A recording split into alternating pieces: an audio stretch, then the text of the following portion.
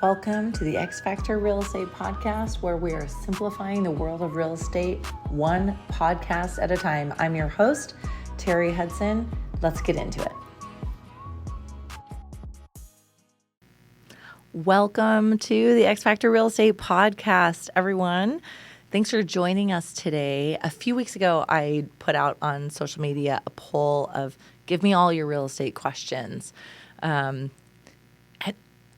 was blown away by the amount of questions that I got about real estate that people have and just don't want to reach out and ask, either because they feel like they should know the answer or they just don't want to start that conversation. So today's episode is pretty casual, and we're just going to do a bunch of questions. I'm going to answer as many as I can in this little episode, and hopefully it is just jam-packed full of information for you so that you feel like you get some of these answers that you have that our listeners also had and submitted to us. So let's jump into it. For those of you who don't know me, I'm Teri Hudson, principal broker of X Factor Real Estate, and I'm so glad that you are here with us today so that we can answer some of these questions that you and our other listeners have about real estate. So I'm just going to go through them, and we'll just see how many we get through. So question number one, why would someone want to buy instead of rent if they are not sure they'll stay in the area? So that's a great question because it depends on how long they think that they'll stay in the area. It also depends on how financially set up they are, right? So we'll do a couple of scenarios. If you are only going to be, 1, 2, 3 years in an area, buying a home is probably not in your best interest. Because to get into a home, there are costs up front. To sell your home, there are costs on the back end. And in that amount of time, we do anticipate that you would have appreciation, right? But maybe not enough to make it so that you have a profit. Does that mean that you should not buy a home? No, but it also just, again, depends on your individual financial situation. I will tell you, if you're going to be in the area longer than 3 years, let's say you're planning on being here 3 to 5 years, your home, at least here in Utah, is going to substantially appreciate in those 3 to 5 years. Just to give you a little background on a home that I bought here in Utah in 2016, it has literally doubled in value, and it is 2025. So I bought that home for $687,000 in 2016, July of 2016, and today that home is worth $1.3 million. So substantial growth in, those 9 years, right? So definitely something that is a way for you to build wealth depending on how long you're going to stay in the area. But you're right. If you're only planning on, being here for a short work contract, you're not going to be here longer, than 3 years, then buying may not be right for you at the current time. The thing about buying versus renting over the long haul is that your rent is going to go up every single year, right? Your mortgage is not. So if you get in a fixed 30-year mortgage or a fixed 15-year mortgage, you know that payment is going to be the same every single month, year after year after year. So that is the benefit, besides the potential of growing in equity and having that appreciation while you're living in the home and being able to capitalize on those dollars on the back end when you sell, right? So that's a great question. Depends on how long you're going to be there, but I would say if you are going to be in a specific area for longer than 3 years and you can financially afford to get into a home, I think that it is worth doing. If it's less than 3 years, I would think very heavily and weigh those options of how much it is to rent versus buy. So that was a great question. Okay. Oh, this is a juicy one. Wouldn't I save money if I didn't use a realtor? Who sent me that question? You know I'm a realtor. No, obviously people are going to think I'm biased when I answer this question, but no, that is a myth, actually. You think that you would save money because you're not paying a commission to a listing brokerage to list your home, if you're selling a buyer brokerage, if you are buying a home. But I'll tell you a couple of bullet points. I could do an entire podcast just on this one question, but I'll tell you why it's more beneficial. So, and I'll give a couple of analogies for it. So you go to do your taxes and you go to Costco and you buy TurboTax software and it's, what is it, $150, $199? I don't even know. I don't use that software, but you buy that software and you do your own taxes. Okay, great. You've saved some money instead of going to a CPA in person and having them go through all of your things in your taxes, right, for your finances for the year. Did you save money by doing it yourself? Yes, but I would say that it is likely if you are doing your own taxes and you are not an accountant, you are not a CPA, and you're doing your own taxes with that software, your finances are probably fairly simple to do. Maybe you don't have a lot of investments. You're a W-2 employee that you get your W-2 every year.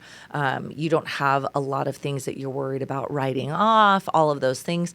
Also, you're not capitalizing in that situation. Most of the time, someone who's doing their own taxes is not capitalizing on the amount of tax strategy that they could be using in order to take advantage of tax credits, tax deductions, things that would make it so that they would be able to pay less taxes because of the different things that they're contributing to throughout the year. Also, you just don't get a lot of your questions answered, right? You don't have a person that you're saying, hey, CPA, how can I, going forward this next year, take advantage of different tax deductions, tax credits, contributions for a Roth IRA, any of those things. So I'm going to relate that back to using a realtor. Someone who decides that they're going to buy or sell a home without using a realtor is not taking advantage of the protection and the knowledge and the expertise of someone who knows how to not only negotiate, but also knows what to negotiate for depending on that market. Now, you can get a lot of information on the internet yourself. AI can give you a lot of answers when you are Googling a question about what you should negotiate for in a real estate purchase. But the truth of the matter is that you're not a realtor yourself. And so you're not aware of what things are make or break it in a contract, what is going to protect you as a buyer or a seller. Should you or should you not be paying for certain things that the other side is asking you to pay for? And the marketing ability skyrockets for your home when you use a realtor. Not only do you have access to things like the MLS, it's broadcasted out to other realtors to show to their clients. You're also more protected because let's say you're listing your home for sale by owner and somebody says, hey, I'm interested in coming and seeing your home.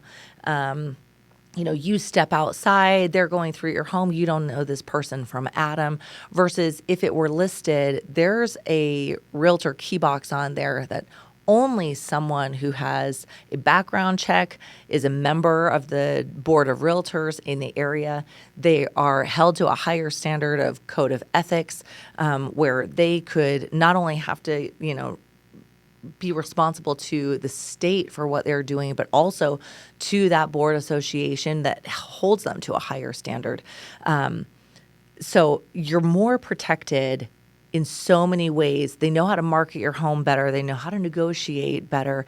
They're going to put more money in your pocket even after you've paid them a commission, right?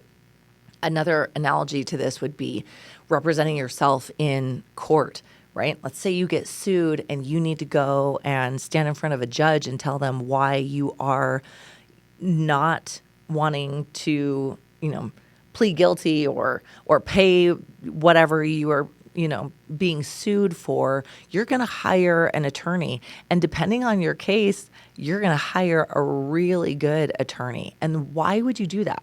Because your chances of success are so much better, right?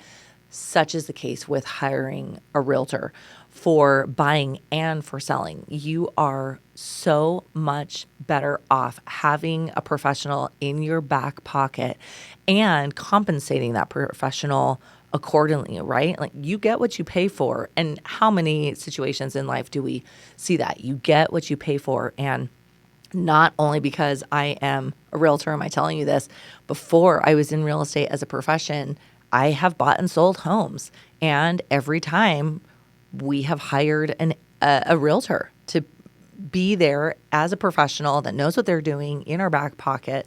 So you are going to save money. You are going to earn more money by doing that. I just had first-time home buyers that hired me to be their agent, and I was able to get them hooked up with a lender that I knew had a specific first-time home buyer program for them where they didn't have to do a down payment. I collected an earnest money deposit of $5,000 from them. In the contract, you have to put an earnest money deposit down so the seller knows you have some skin in the game, right? That's part of buying a home.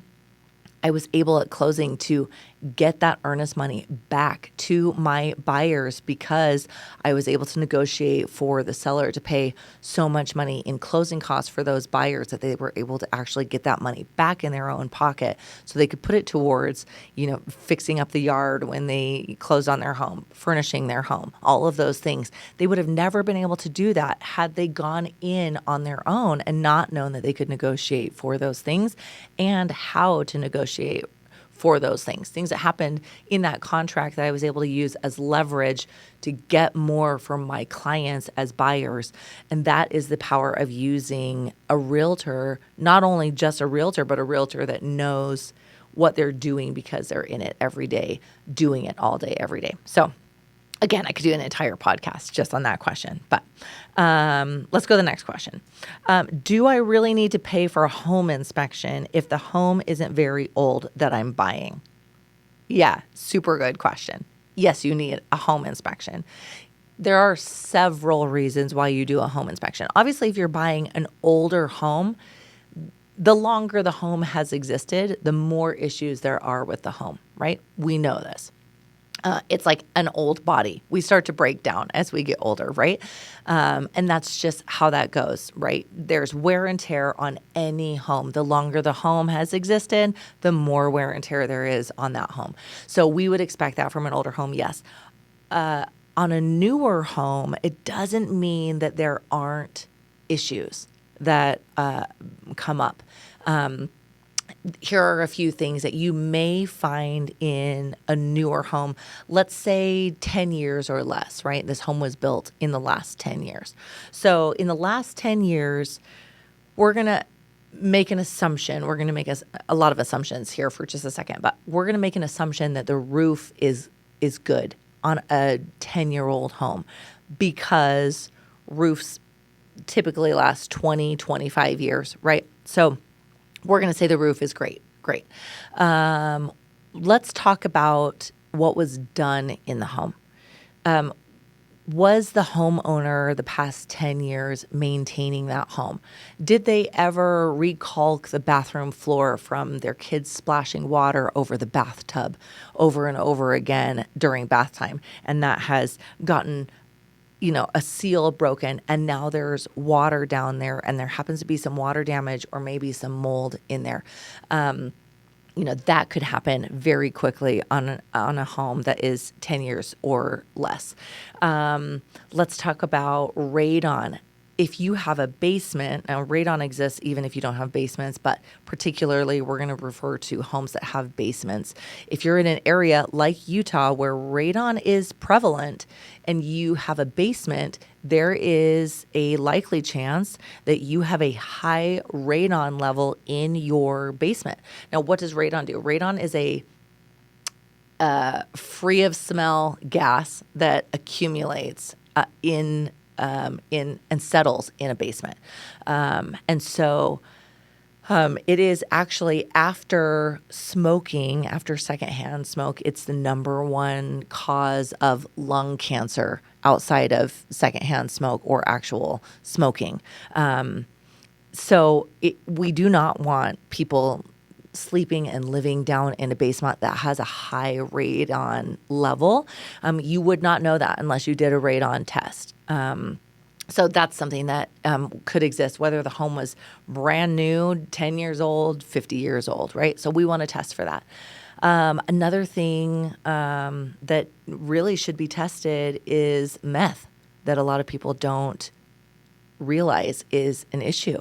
And it is an issue. Again, meth has no smell when it is smoked, and it exists in a lot of homes, particularly, homes where maybe you've rented out the basement, or maybe it's a grandparent's home and they have adult grandkids living in the basement. They could be doing that and the person that is living upstairs has no idea. Or somebody who's coming into the home, it doesn't smell like a cigarette would smell if you were smoking it, right? And so that is something that you would want to test for. We want to make sure that we're testing for the furnace, for the air conditioner. We're going to look for electrical. Now, again, a newer home is probably not going to have an electrical issue, but we want to make sure that is done properly, that things are done to code. And I would never advise anyone buying a home of any age to not do a home inspection. So even on a brand new construction home, there are certain inspections, right? Like the city comes in, code comes in, there are fire inspections, all sorts of inspections for brand new homes. So we do not want to not be doing a home inspection for any home. We want to go in eyes wide open. And again, if you have a realtor that is knowledgeable and is in and out of homes all day, every day, you're very aware, that person is very aware of what is a make or break it item on a home inspection, how to navigate through that, whether it's a simple call to a couple of contractors and just back that up, or whether or not we need to negotiate for something to get replaced, fixed, something like that. But we always want to do a home inspection. Okay. Gosh, I feel like I could do an entire podcast on all of these questions. These are great questions, and I'm trying to get through them as quickly as I can for you. But this is kind of related to the inspection question. Can I ask for a seller to fix everything that shows up wrong on a home inspection? Can you ask for that? Sure. Is a seller going to fix every single thing that is on a home inspection? I'm going to tell you no. In my experience in real estate, not one single seller has fixed every single thing that is on a home inspection. Also, you have to kind of know the nature of home inspectors. And actually, we have an episode coming up with a home inspector that talks about major things that show up on home inspections all the time. But home inspectors, their job is to tell you literally everything that is wrong with the house. We're talking a wiggly faucet. We're talking, does the microwave filter on the bottom need to be cleaned? Whether a burner lights or doesn't light on the gas range. Whether the water pressure is low while the upstairs bathtub is filling and you're doing dishes at the same time. They test everything.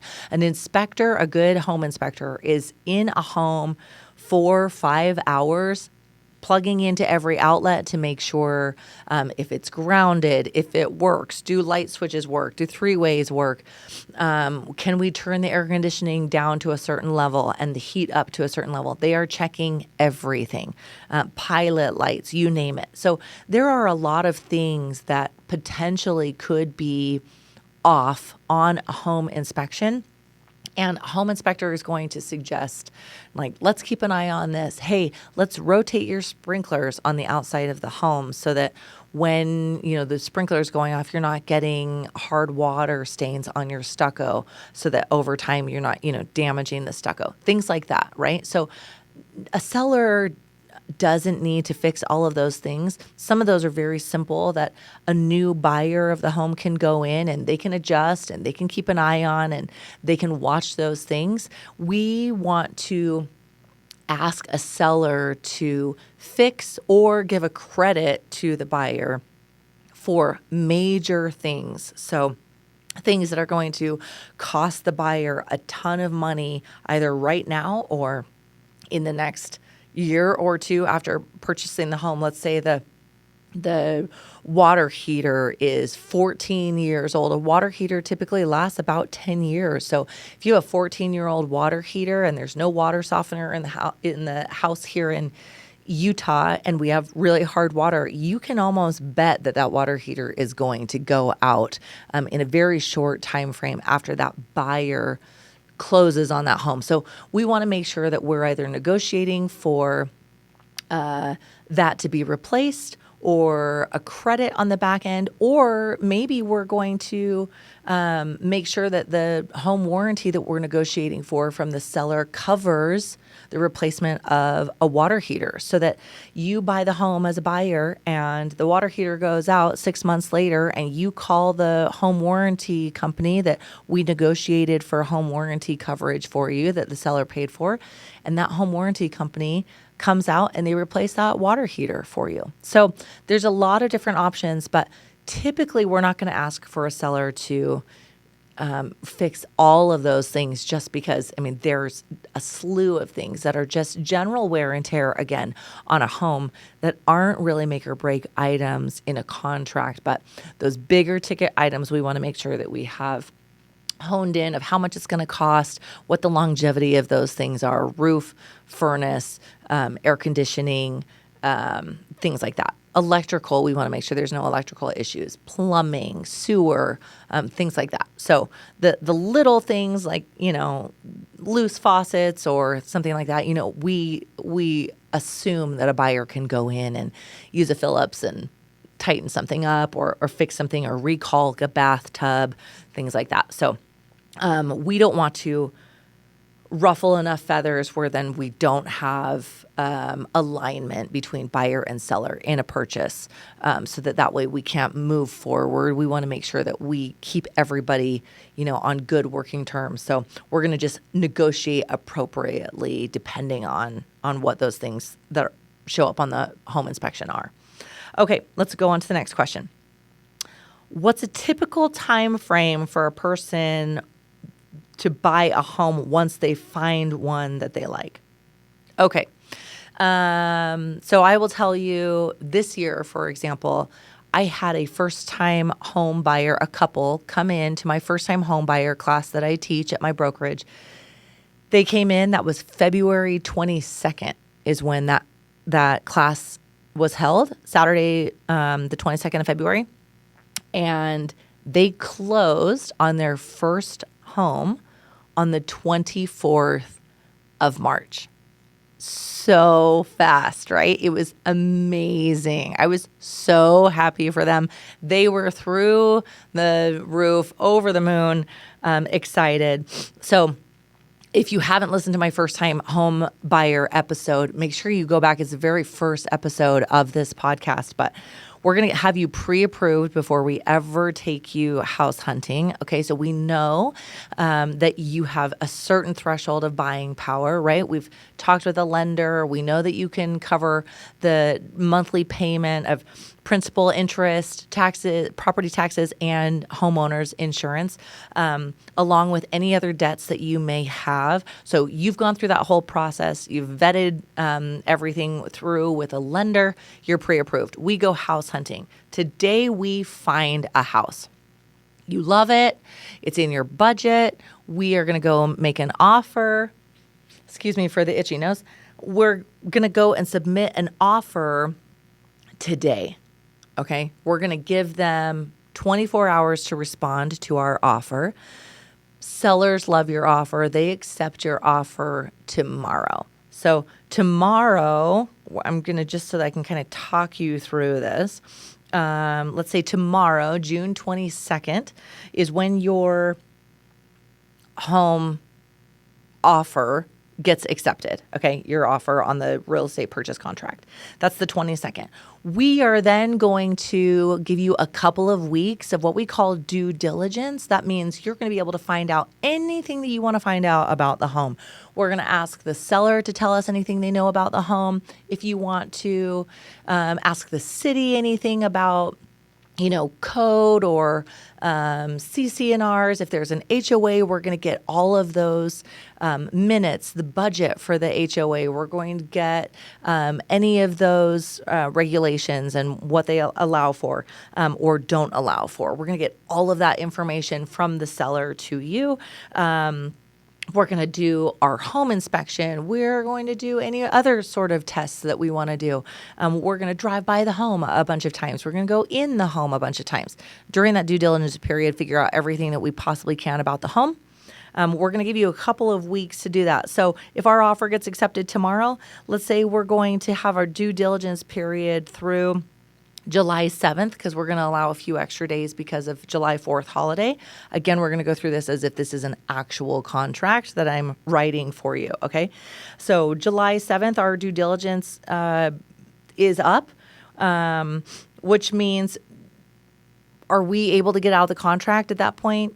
Yes, depending on the terms that we write the contract for. If I'm writing your contract, we're going to protect your earnest money deposit all the way through what we call your finance and appraisal deadline. Okay. We're going to put your finance and appraisal deadline to either July 14th. Maybe we push it to July 17th. And that's going to give the lender, after we give the go-ahead to the lender, we're going to say we did the home inspection, we've done our due diligence, we are good to move forward. Can you please order an appraisal, Mr. or Miss Lender? And they're going to order an appraisal to be done on that home. Why are we going to get an appraisal? Because we don't want to overpay for something, and the lender doesn't want to overlend on a home, right? They're not going to lend more money than the home is worth. So they're going to order an appraisal after we tell them we're good with the inspection items and we're ready to move forward. It's going to take about a week or so to get that appraisal back to the lender after the appraisal is done. So we're going to allow some extra time. So let's say July 17th, we are going to have our finance and appraisal deadline. That means if you've put an earnest money deposit down, let's say you've put $3,000 down as an earnest money deposit toward purchasing this home, which still belongs to you as the buyer towards your purchase. It's going to go towards your cash to close at this point. Your money is protected up until that point. We get to July 17th, 5 p.m., it's over. You now, if this point, if you want to back out of that contract, your earnest money deposit is going to go to the seller as what we're going to call liquidated damages, so to speak. You've broken the contract, you're walking away. We don't want to do that. Me personally, I've never lost a buyer's earnest money to a seller, nor do I ever plan on doing that. So we've protected your earnest money all the way through there. Appraisal comes in. The home is either at or above value of what you're paying for it. So we're going to move forward and we're going to set your settlement deadline. Settlement deadline means what day we're going to sign all of the closing documents by. So we're going to have that settlement deadline be Monday, July 21st. Okay, so that's a month from today.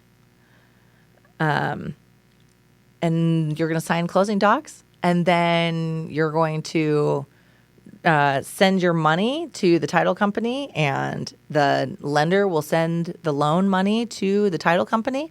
Title company will say it is funded and recorded. I give you the keys. Voila, it's done. So if you found a house today that you wanted to offer on, that you were qualified to offer on, you could get the keys to that home in 30 days. Now, could you move faster than that? Sure, you could. During COVID times, it moved way faster than that sometimes. If you were a cash buyer, you could close in a matter of days, right? But just because you were a cash buyer, does it mean we want to close in a week? Not necessarily, because we want to make sure that you're not buying a home without having all of the information that you want and need about that home. A home inspection, checking out, everything that is allowed or not allowed in that area, if there's an HOA, all of those things. So, but you can move very quickly. So do you have to move that quickly? No, but that's pretty typical timeline, what I just gave you, of if we wrote an offer today, you could get the keys within 30 days for that home. So that's very exciting. And again, like my first-time home buyer clients from February that came to my class on February 22nd and closed on their first home March 24th, I was so excited for them. And they were pleasantly surprised at how smooth that process was and how fast it was. And they were kind of like, is this real? Is this real? It's really happening. And yeah, I would love to make that happen for you. So definitely something that doesn't have to be overly complicated if you have a trusted realtor partner, you have a trusted lender, a great title company, all of the home inspector, all of those people that we work together as a team for our clients to get them through to the finish line. So there we go. That's the answer to that question. Next question. Is it legal for me to have an ADU in my house? Yes. So here in Utah, this is actually fairly recent, a change here in Utah that now, because of the need of housing here in Utah, the state has now made it so that it is legal across the state in any municipality for an owner to have an extra unit, an ADU in their home, a rentable unit for an internal unit. Before, you would have to go to a city and you'd have to ask if they would allow you to do this. Now, there are still things that you need to go to the city for, right? If you're going to build that out and get a permit to rent it out, all of those things, there's still some red tape that you should be doing as a homeowner. But now it's not a matter of whether or not it's allowed. It's just making it happen now. So the state of Utah has made it so that all cities have to allow one ADU internally if an owner wants it in their home so that it can give them potential revenue. They could rent out a basement apartment and offset the cost of that mortgage, right? So again, for sake of numbers, let's say you have a $3,000 mortgage every single month on your home, but you have a basement apartment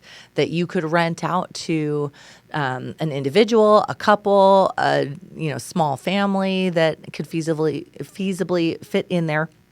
And maybe you could charge them $1,500 a month to rent that basement unit from you. So now your mortgage is costing out of pocket for you. It's only costing you $1,500, right?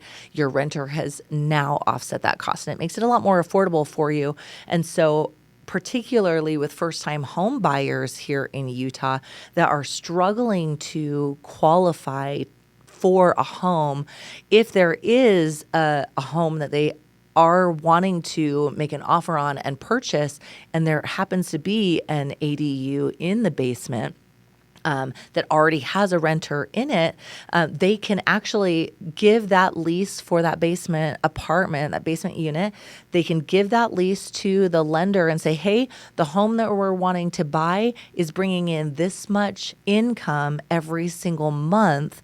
And the lender will then take that amount and offset it towards what they qualify for as a monthly payment, which is really cool because it's allowing people to qualify to get into homes because they can offset that mortgage. So yes, here in Utah, that is allowed. Now, state to state, that is, different, right? So you have to check out your area and call your city and see if that is allowed in your city. But here in Utah, in any city now in the state of Utah, ADUs are allowed. Okay. This is an interesting question. Is it a good idea to pull out a HELOC on my current home to buy another home or investment property? So for those of you who don't know what a HELOC stands for, it stands for Home Equity Line of Credit. So and again, we could do an entire podcast on just this one question, but I'll try to kind of simplify it for you. If you have a home that the value of the home happens to be $800,000 and you only owe on the mortgage on that home $350,000. You have a substantial amount of equity sitting in that home. So the question is, could they go to a bank and pull out a home equity line of credit, or what we would call a second mortgage, on that property where that bank would take second position, right? Your first position is your main mortgage. And so in second position, this bank is going to say, okay, we'll use my name, Teri. We're going to give you a $200,000 home equity line of credit that you can have as flush money that you can pull from, borrow from, you can pay back. And it's a lower interest rate than a credit card, right? It's a bigger line of credit typically than a credit card. And a lot of people will do that for various reasons. A lot of times they will do it to either consolidate debt. If they have high interest credit cards, they will pull out a HELOC, pay off the credit cards with that home equity line of credit that, maybe 6, 7, 8% interest instead of 20, 21, 23% interest, and they will make payments and pay down their debt faster. Another reason why people would do it would be to, improve their home. Maybe they need to finish their basement because their family has outgrown the upper level and they need to have additional bedrooms, but they don't have flush cash to do that. They're going to take that money out of the equity of their home. They're going to put it back into their home by improving their home and adding value to their home by finishing the basement. This particular question is asking if instead of doing those options, pulling cash out of their equity and using it as a down payment, or cash in maybe some cases in another home, an investment property, maybe for a rental, a fix and flip. There are a lot of people who do this. I am not a financial advisor. I'm not a CPA. There are a lot of people who do this. It depends on where you land as far as your belief in debt, right? If you are not wanting to increase your debt, I would say no, right? Because you're increasing your debt by doing that. Yes, you're pulling it out of the equity of your home, but it is a debt that you have to pay every month. You're paying a payment on that second mortgage, on that home equity line of credit. So I think the false mentality for some people is that they're thinking that they are not going more into debt by doing a home equity line of credit. They think that they are just taking it out of their home. they are going more into debt. And the reason why is because they now have something that has to be paid back. It has a monthly payment. If they sell their home for the $800,000 and they have gone and spent that $200,000 HELOC on another home or whatever they decided to spend it on, they now, out of their sale of their $800,000 home, they have to pay back that first mortgage of the $350,000 that we talked about, and they also have to pay back the $200,000 home equity line of credit that they pulled out. So again, I'm not a financial advisor. I think that there are appropriate reasons to pull out a home equity line of credit. I would have a very strong knowledge of where you are financially before you do that. Not only just if you qualify for a home equity line of credit, but is it smart for you to add this debt for this payment? Is it debt that is going to be adding value to your home? Is it debt that is a very short-term debt and you have an exact game plan of how you're going to be able to feasibly pay that back?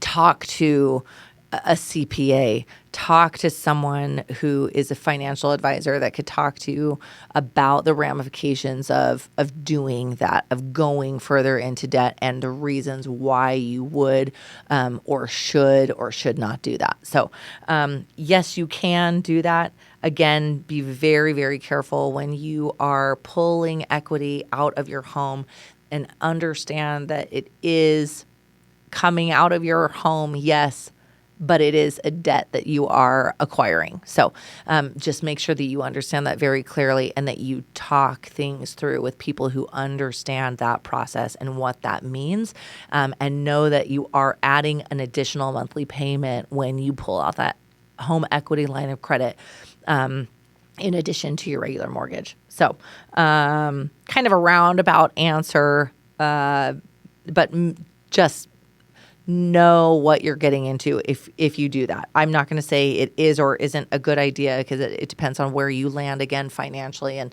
there are some people who believe that house debt is good debt. There are some people who say no debt is good debt, right? You want to be completely debt free. So it depends on that spectrum, where you land on that spectrum, but just be aware, right? So awareness is the key there.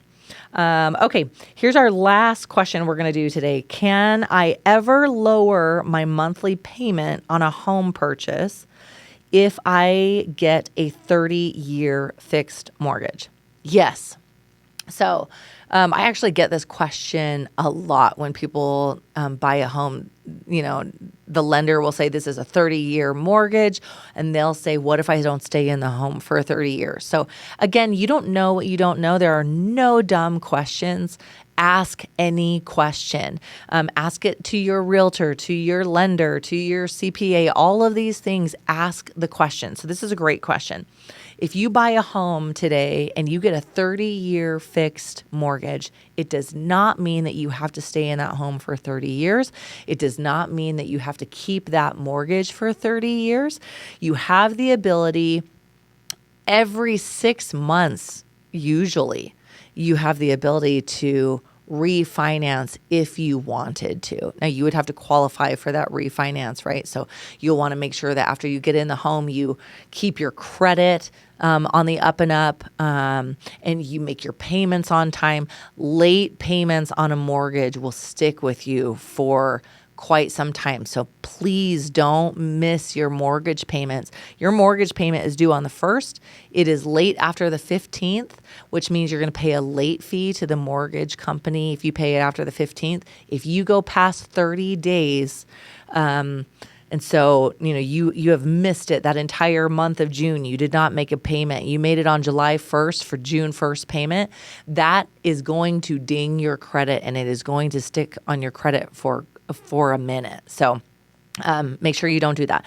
So back to the question. Sorry, I went off on a little tangent, but right now interest rates are 6.8. You could buy it down. Let's say you get it bought down to a 6.2% interest rate. Let's say in a year from now, they have dropped down into the fives.